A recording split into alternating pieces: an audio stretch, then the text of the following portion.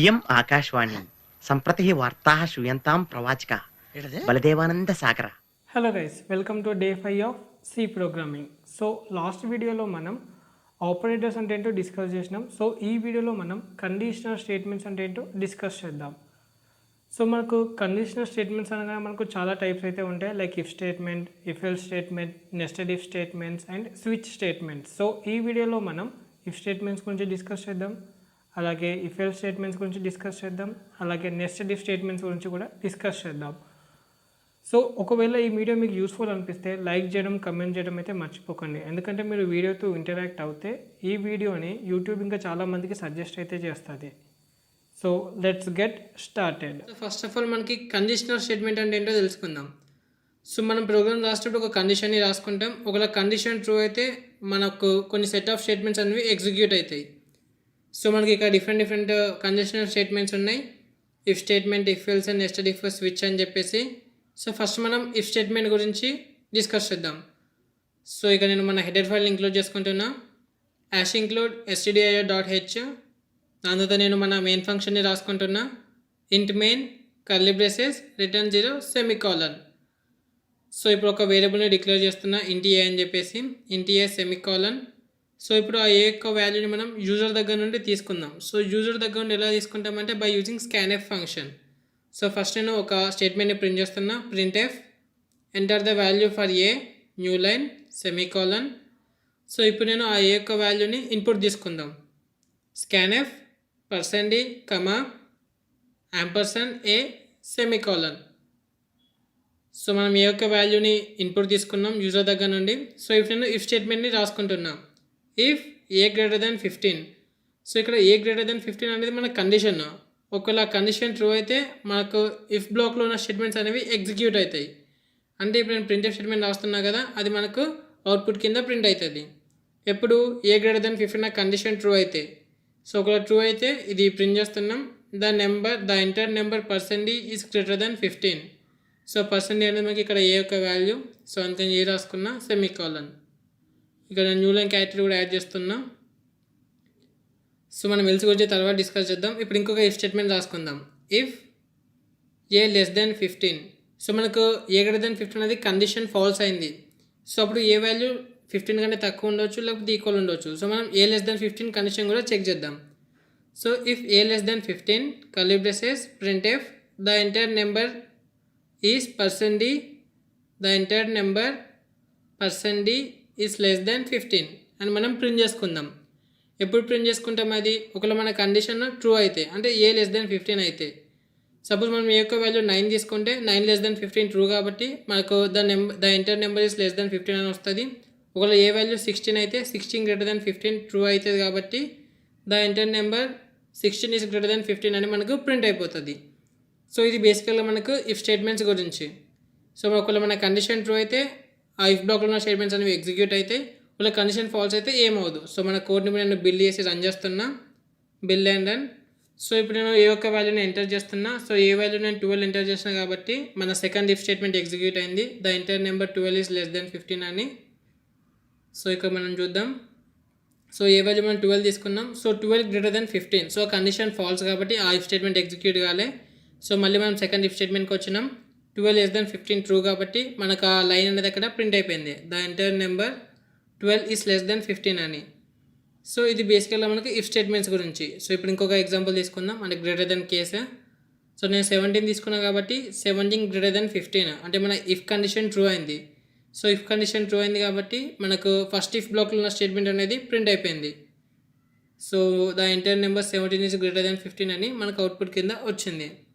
So ఇక మనం ఒకటే గుర్తుపెట్టుకోవాలి, ఇఫ్ స్టేట్మెంట్స్ రాసుకున్నప్పుడు ఒకవేళ మన కండిషన్ ట్రూ అయితే ఆ బ్లాక్లో ఉన్న స్టేట్మెంట్స్ అనేవి ఎగ్జిక్యూట్ అవుతాయి, లేకపోతే ఏమవ్వదు, అంటే ఫాల్స్ అయితే ఏమవ్వదు. సో ఇదంతా కూడా మనము ఇఫ్ స్టేట్మెంట్స్ గురించి. సో నెక్స్ట్ మనం ఇఫ్ ఎల్స్ స్టేట్మెంట్స్ గురించి డిస్కస్ చేద్దాం. So if else statements first మనం సింటాక్స్ చూసినాక దాన్ని మనము సిలో ఎలా రాసుకుంటాం అది కూడా చూసేద్దాం. సో ఇది మన సింటాక్స్. సో ఒకవేళ మన కండిషన్ అనేది ట్రూ అయితే ఇఫ్ బ్లాక్లో ఉన్న స్టేట్మెంట్స్ అనేవి ఎగ్జిక్యూట్ అవుతాయి. ఒకవేళ కండిషన్ ఫాల్స్ అయితే ఎల్స్ బ్లాక్లో ఉన్న స్టేట్మెంట్స్ అనేవి ఎగ్జిక్యూట్ అవుతాయి. సో ఇంతకుముందు ఏమైంది, ఒకవేళ కండిషన్ ఫాల్స్ అయితే ఏం అవ్వాలి జస్ట్ ఇఫ్ స్టేట్మెంట్స్లో, కానీ ఇఫ్ ఎల్స్లో ఏమవుతుంది, ఒకవేళ కండిషన్ ఫాల్స్ అయితే ఎల్స్ బ్లాక్లో ఉన్న స్టేట్మెంట్స్ అనేవి ఎగ్జిక్యూట్ అవుతాయి. సో నేను హెడర్ ఫైల్ ఇంక్లూడ్ చేసుకుంటున్నా. Hash include stdio dot h, దాంతో మన మెయిన్ ఫంక్షన్ కూడా రాసుకుంటున్నా. Int main curly braces return 0 semicolon, return 0 semicolon. So next ఒక వేరియబుల్ని డిక్లేర్ చేస్తున్నా, int a semicolon. So as it ఈస్గా మనం ముందు చేస్తున్నట్టు ఇక్కడ కూడా ప్రొసీజర్ చేసేద్దాం. అంటే ఏ ఒక్క వాల్యూని యూజర్ దగ్గర నుండి ఇన్పుట్ లాగా తీసుకుందాం. printf enter the value for a new line semicolon. So ఇప్పుడు నేను స్కాన్ఎఫ్ ఫంక్షన్ యూస్ చేసుకొని ఏ ఒక్క వాల్యూని ఇన్పుట్ కింద తీసుకుంటా. Scanf %d, ampersand a semicolon. So మనం ఏ ఒక్క వాల్యూ అయితే తీసుకున్నాం, సో ఇప్పుడు మనం ఇఫ్ ఎల్స్ స్టేట్మెంట్స్ని రాసుకుందాం. అంటే ఫస్ట్ మనం ఇఫ్ స్టేట్మెంట్ రాసుకుందాం, అందులో కండిషన్ పెట్టుకొని ఒకవేళ కండిషన్ ఫాల్స్ అయితే ఎల్స్ స్టేట్మెంట్ కూడా రాసేద్దాం. So if a greater than 15 printf the value is greater than 15 అని ప్రింట్ చేసుకుందాం. So if a greater than 15 ఒకవేళ కండిషన్ ట్రూ అయితే మనకి ఈ printf స్టేట్మెంట్ అనేది ఎగ్జిక్యూట్ అవుతుంది. The value %d is greater than 15, is greater than 15. So ఇక్కడ మన కండిషన్ ఫాల్స్ అయింది. సో కండిషన్ ఫాల్స్ అయినప్పుడు ఆటోమేటిక్గా ఎల్స్ బ్లాక్లో స్టేట్మెంట్స్ అనేవి ఎగ్జిక్యూట్ అవుతాయి. సో మనం ఎల్స్లో కూడా కొన్ని స్టేట్మెంట్ రాసుకుందాం. printf the value %d is less than 15. So ఈ స్టేట్మెంట్ ఎప్పుడు ఎగ్జిక్యూట్ అవుతుంది, మన a greater than 15 condition false అయినప్పుడు. సో ఏ గ్రేటర్ దెన్ 15 కాకపోతే ఏ ఈక్వల్ టు 15 అవ్వచ్చు అండ్ ఏ లెస్ దెన్ 15 కూడా అవ్వచ్చు. సో అది మనం రాసుకుందాం. The value %d is less than or equal to 15 అని చెప్పేసి. సో అది మనం ఎల్స్ బ్లాక్లో రాసుకున్నాం, లెస్ దెన్ ఆర్ ఈక్వల్ 15 అని. సో మన కోడ్ని ఇప్పుడు రన్ చేసుకుందాం. పిల్ అండ్ రన్. సో ఈ యొక్క వాల్యూని ఎంటర్ చేద్దాం. సో నేను 12 అని తీసుకున్నా. సో మనకి 12 అనేది లెస్ దెన్ 15 కాబట్టి the value 12 is less than 15 అని ప్రింట్ అయిపోయింది. సో ఇది మనకు ఇఫ్ ఎల్స్ స్టేట్మెంట్స్ గురించి. సో ఇక్కడ మనకు a greater than 15 condition falls కాబట్టి డైరెక్ట్ కంట్రోల్ అనేది ఎల్స్ బ్లాక్లోకి పోయింది. సో ఎల్స్ బ్లాక్లోకి పోయి ఆ బ్లాక్లో ఉన్న స్టేట్మెంట్స్ అనేవి ఎగ్జిక్యూట్ అయినాయి. సో ఇక్కడ మనం ఒకటే సింగిల్ స్టేట్మెంట్ రాసుకున్నాం కాబట్టి అది ప్రింట్ అయిపోయింది. సో ఇప్పుడు నేను 17 తీసుకున్నాను కాబట్టి 17 is greater than 15. So condition true కాబట్టి మన ఇఫ్ స్టేట్మెంట్ ఎగ్జిక్యూట్ అయిపోయింది. printf అంటే ఆ స్టేట్మెంట్ అనేది ప్రింట్ అయిపోయింది. The value %d is greater than 15 అని. సో ఇది బేసికల్గా ఇఫ్ ఎల్స్ స్టేట్మెంట్స్ గురించి. సో మనకి ఇంకోటి కూడా ఉంటుంది ఇందులోనే, ఇఫ్ ఎల్స్. సో అది మనం తర్వాత డిస్కస్ చేద్దాం. సో ఇప్పుడు మనం ఇఫ్ ఎల్స్ కేస్ గురించి డిస్కస్ చేద్దాం. సో నేను ఇక్కడ నా హెడర్ ఫైల్ ఇంక్లూడ్ చేసుకుంటున్నా. Hash include stdio dot H. So మన హెడర్ ఫైల్ని ఇప్పుడు ఇంక్లూడ్ చేసుకున్నాం. సో నెక్స్ట్ మన మెయిన్ ఫంక్షన్ని రాసుకుందాం. Int main curly braces return 0 semicolon. So next ఒక వేరియబుల్ని నేను డిక్లేర్ చేసుకుంటున్నా, ఇంట్ మార్క్స్ అని చెప్పేసి.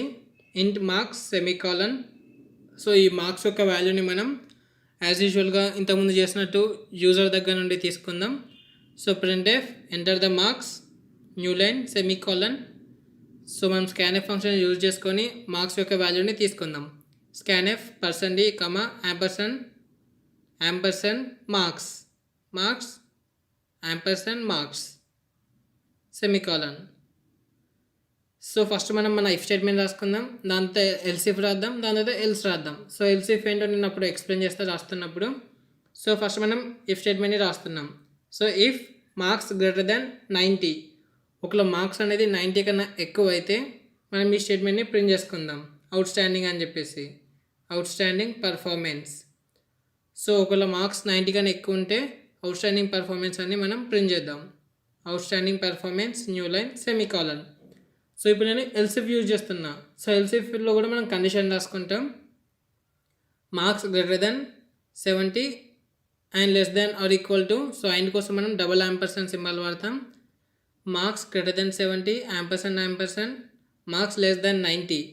సో ఒకవేళ మార్క్స్ అనేది 70 కన్నా ఎక్కువ ఉండి 90కి ఈక్వల్ ఆర్ తక్కువ ఉంటే మనకు ఈ ఎల్సిఫ్ స్టేట్మెంట్ అనేది ఎగ్జిక్యూట్ అవుతుంది. printf ఎక్సలెంట్ అని మనం ప్రింట్ చేద్దాం. Excellent new line semicolon. So మనం లాస్ట్లో ఒక ఎల్స్ స్టేట్మెంట్ కూడా రాద్దాం. సో ఇంకొక ఎల్సిఫ్ రాసుకున్నాక ఎల్స్ రాసుకుందాం. Elif marks greater than 60 ampersand ampersand marks less than equal to 70. సో ఒకవేళ మార్క్స్ అనేది 70 కన్నా తక్కువ ఉండి 60 కన్నా ఎక్కువగా ఉంటే మనకి స్టేట్మెంట్ అనేది ప్రింట్ అయిపోతుంది గుడ్ అని చెప్పేసి. Print F good new line semicolon. So లాస్ట్కి నేను ఎల్ స్టేట్మెంట్ రాసుకుంటున్నా. సో ఎల్స్ అంటే ఇక మనకి మిగతా అన్ని కేసెస్ కూడా వస్తాయి. లైక్ ఇప్పుడు మన ఇఫ్ కండిషన్ ఫెయిల్ అవ్వాలి, ఎల్స్ ఇఫ్ ఫెయిల్ అవ్వాలి, మళ్ళీ సెకండ్ ఎల్స్ ఇఫ్ ఫెయిల్ అయితే అప్పుడు మన కంట్రోల్ అనేది ఎల్స్ బ్లాక్లోకి పోతుంది. సో అలా పోయి ఎల్స్లో ఉన్న స్టేట్మెంట్ అనేది ప్రింట్ అయిపోతుంది. Print F need to improve అని చెప్పి నేను ప్రింట్ చేస్తున్నా. ఒకవేళ మార్క్స్ 60 కన్నా తక్కువగా ఉంటే, సో ఫస్ట్ మనం మార్క్స్ 90 కన్నా ఎక్కువ ఉంటే మన కండిషన్ ట్రూ కాబట్టి అవుట్ స్టాండింగ్ పర్ఫార్మెన్స్ అని ప్రింట్ అయిపోతుంది. సో ఒకవేళ మార్క్స్ అనేది 90 కన్నా ఎక్కువగా లేవు అంటే 70కి 90కి మిడిల్లో ఉంది వాల్యూ. సో అప్పుడు మన ఎల్సిఫ్ కండిషన్ ట్రూ అవుతుంది. ట్రూ అయ్యి మనకి ఎక్సలెంట్ అని ప్రింట్ అవుతుంది. సో ఒకవేళ మనకు ఆ కండిషన్ అయిపోయాక ఒకవేళ మార్క్స్ వాల్యూ 60కి 70కి మిడిల్లో ఉంటే మన సెకండ్ ఎల్సిఫ్ కండిషన్ ట్రూ అవుతుంది కాబట్టి మనకు అవుట్పుట్ కింద గుడ్ అని ప్రింట్ అవుతుంది. సో సపోజ్ మన మార్క్స్ 65 అయితే మన సెకండ్ ఎల్సిఫ్ కండిషన్ ట్రూ అవుతుంది కాబట్టి అక్కడ గుడ్ అని ప్రింట్ అవుతుంది. ఒకవేళ మార్క్స్ 60 కన్నా తక్కువ ఉంటే నీడ్ టు ఇంప్రూవ్ అని మనం ప్రింట్ చేస్తాం. సో ఇది బేసికల్గా మనకు ఇఫ్ ఎల్స్ గురించి. సో మనకి ఇక్కడ ఎర్రర్ వచ్చింది, సెమీకాలన్ మిస్ చేసినాం. సో మన కోడ్ని బిల్ చేసి రన్ చేద్దాం. సో నేను మార్క్స్ ఎంటర్ చేస్తున్నా 91 అని. సో ఇక్కడ 91 అంటే మన కండిషన్ ట్రూ అయింది, మార్క్స్ గ్రేటర్ దెన్ 90. సో అందుకని చెప్పి అవుట్ స్టాండింగ్ పర్ఫార్మెన్స్ అని మనకు ప్రింట్ అయింది. సో నేను మళ్ళీ రన్ చేస్తున్నాం. సో 65 తీసుకున్నాం. సో 65 అంటే మన సెకండ్ ఎల్సిఫ్ కండిషన్ అది, అందుకని చెప్పి మనకి ఇక్కడ గుడ్ అని అవుట్పుట్ వచ్చింది. So marks greater than 60, marks less than or equal to 70 ఆ కండిషన్. సో ఇదంతా కూడా మనం ఇఫ్ ఎల్స్ గురించి డిస్కస్ చేసినాం. సో నెక్స్ట్ మనం నెస్టెడ్ ఇఫ్ స్టేట్మెంట్స్ డిస్కస్ చేద్దాం. సో నెస్టెడ్ ఇఫ్ అంటే ఇఫ్ స్టేట్మెంట్ లోపల ఇఫ్ స్టేట్మెంట్ రాసుకోవడం, ఐదర్ ఇఫ్ స్టేట్మెంట్లో మళ్ళీ రాయడం లేకపోతే ఎల్స్ దాంట్లో మళ్ళీ రాసుకోవడం. సో ఇది ఒక సింపుల్ సింటాక్స్ మన నెస్టెడ్ ఇఫ్ స్టేట్మెంట్స్కి. సో ఫస్ట్ ఒక ఇఫ్ స్టేట్మెంట్ రాసిన, దాని లోపల నేను మళ్ళీ ఇంకొక ఇఫ్ స్టేట్మెంట్ రాసిన. సో దీన్ని కన్నా ఇంకొక బెస్ట్ ఎగ్జాంపుల్ ఏంటంటే ఎల్స్ ఇఫ్ రాసుకోవడం. సో ఇది కూడా చూసేద్దాం నెస్టెడ్ ఇఫ్ ఎలా రాయాలని చెప్పేసి. సో ఫస్ట్ మనం ఎడిటర్ ఫైల్ ఇంక్లూడ్ చేసుకున్న యాష్ ఇంక్లూడ్ stdir.h, దాని తర్వాత int main curly braces return 0 semicolon. Next ఒక వేరియబుల్ని తీసుకుంటున్నాం నెంబర్ 1 నెంబర్ 2 అని చెప్పేసి, ఇంట్ number 1 comma number 2 semicolon. So నేను ఆ 2 వాల్యూస్ని కూడా యూజర్ దగ్గర నుండి ఇన్పుట్ తీసుకుంటున్నాం. Print F enter the number 1 and number 2 values colon new line number 1 and number 2 and number 2 semicolon. Scan F percent comma ampersand number 1 ampersand number 1 comma ampersand number 2 semicolon. So ఇప్పుడు నేను 2 values తీసుకున్నా, number 1 ఇంకా number 2. So ఇప్పుడు మనం మన nested if స్టేట్మెంట్ని రాసుకుందాం, అంటే ఎలా రాసుకుందాము so అంతా కూడా మనం డిస్కస్ చేద్దాం.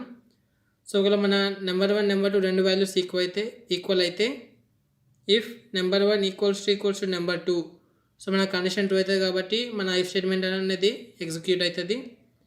Print F both are equal అని చెప్పి నేను రాసుకుంటున్నా, both are equal new line semicolon. So నేను ఎల్స్ స్టేట్మెంట్ రాసుకుంటున్నా, అంటే ఒకవేళ 2 నెంబర్స్ ఈక్వల్ కాకపోతే ఆ కండిషన్లో ఇది వర్క్ అవుతుంది.